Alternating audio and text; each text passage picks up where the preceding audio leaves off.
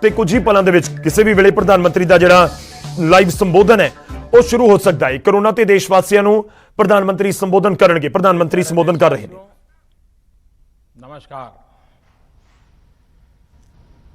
Corona के खिलाफ देश आज फिर एक बहुत बड़ी लड़ाई लड़ रहा है। कुछ सप्ताह पहले तक स्थितियां संभली हुई थी और फिर एक कोरोना की दूसरी वेव तूफान बनकर आ गई जो पीड़ा लड़ रहा है। कुछ सप्ताह पहले तक स्थितियां संभली हुई थी और फिर एक कोरोना की दूसरी वेव तूफान बनकर आ गई जो पीड़ा आपने सही है, जो पीड़ा आप सह रहे हैं, उसका मुझे पूरा एहसास है। जिन लोगों ने बीते दिनों में अपनों को खोया है, मैं सभी देशवासियों की तरफ से उनके प्रति संवेदनाएं व्यक्त करता हूं। परिवार के एक सदस्य के रूप में मैं आपके दुख में शामिल हूं। चुनौती बड़ी है, लेकिन हमें मिलकर अपने संकल्प, अपने हौसले और तैयारी के साथ इसको पार करना है। साथियों,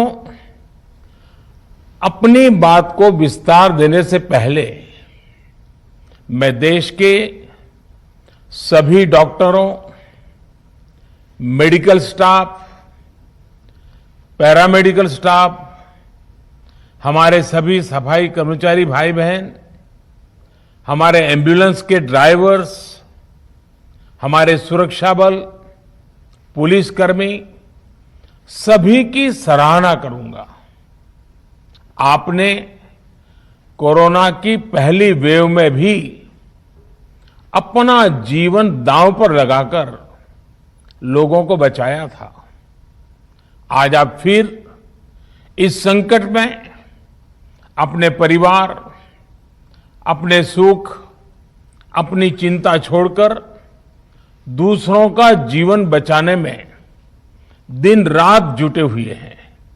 साथियों, हमारे शास्त्रों में कहा गया है, त्याज्यम न धैर्यम विदुरेऽपि काले, अर्थात कठिन से कठिन समय में भी हमें धैर्य नहीं खोना चाहिए।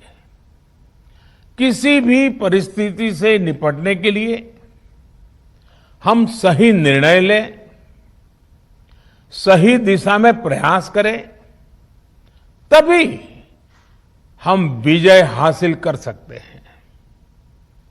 इसी मंत्र को सामने रखकर आज देश दिन रात काम कर रहा है। बीते कुछ दिनों में जो फैसले लिए गए हैं, जो कदम उठाए गए हैं, वो स्थिति को तेजी से सुधारेंगे। इस बार कोरोना संकट में देश के अनेक हिस्से में ऑक्सीजन की डिमांड बहुत ज्यादा बढ़ी है। इस विषय पर तेजी से और पूरी संवेदनशीलता के साथ काम किया जा रहा है। केंद्र सरकार, राज्य सरकारें, प्राइवेट सेक्टर, सभी की पूरी कोशिश है कि हर जरूरतमंद को ऑक्सीजन मिले।